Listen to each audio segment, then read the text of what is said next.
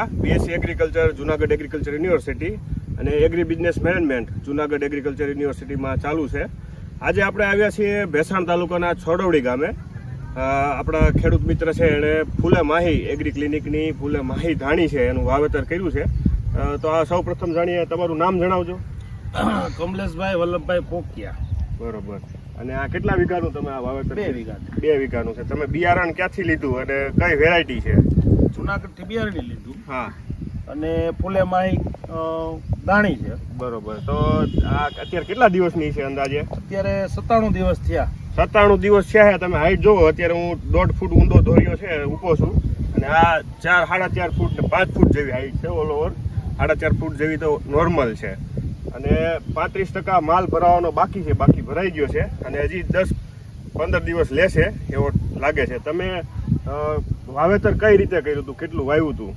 અને વીઘે 3 કિલો વાવેતર કરેલું હતું. બરોબર. અને આમાં 3 રાઉન્ડ ખાલી દૂધ ગોળના જ મેળ્યા છે. બરોબર. અને ફૂગનાશક, કારણ કે આમાં હાલવાની જગ્યા જ નથી. ફૂગનાશક કે બીજી દવા કે કોઈ રાસાયણિક ખાતર નાખવાનો વારો નથી. નકર જો ઈ પડ્યું હોય તો આનો હજી ગ્રોથ અને હાઈટમાં ફેર પડે, માલમાં જે ભરાવામાં ફેર પડે. કારણ કે ખાતર નાખવામાં જગ્યા જ નથી, કે હાલવાની જગ્યા નથી.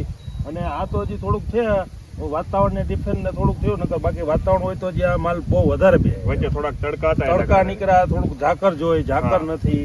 અને થોડુંક વાતાવરણ ડેવલપ નથી થયું આ ધાણીને. બરોબર. અને પૂરી માવજત એટલે ખાતર કે જે પોષણ જોઈએ ને એ મળ્યા નથી એમ. બરોબર.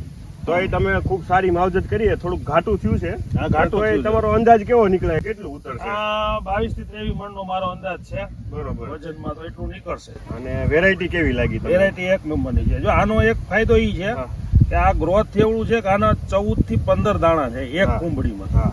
આટલું એક કોઈ ધાણીમાં ન હોય. આ આટલું 14 થી 15 એકમાં છે.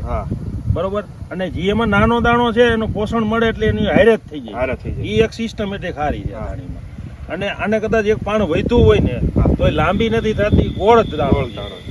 મૂળ ધાણીની ખાસિયત જ એ છે, ગોળ દાણો રહે છે, જેના કારણે ભાવ વધારે આવી શકે. બીજી કઈ ખાસિયત કે ખેડૂતને તમે કહેવા માંગો? જો આમાં તો ઈ છે કે આનું ઉત્પાદન સારું છે, ફૂગમાં નથી બહુ કઈ સારું છે, પણ અને ઉગવામાં થોડુંક કેવડાવે ઓની હેરો કરતા. પછી ગ્રોથ ઉપડે પછી ઊભી નથી રહેતી. એક થોડુંક રે કે 10-15 દિવસ મોડી પાકે, 10-15 દિવસ ફાલ મોડું આવે, પણ એ 10-15 દિવસમાં ઘણો બધો ઉત્પાદનમાં ફેર પડી જાય. ફરીવાર મળીશું એક નવા વિડીયો સાથે. ત્યાં સુધી મને રજા આપો. ધન્યવાદ.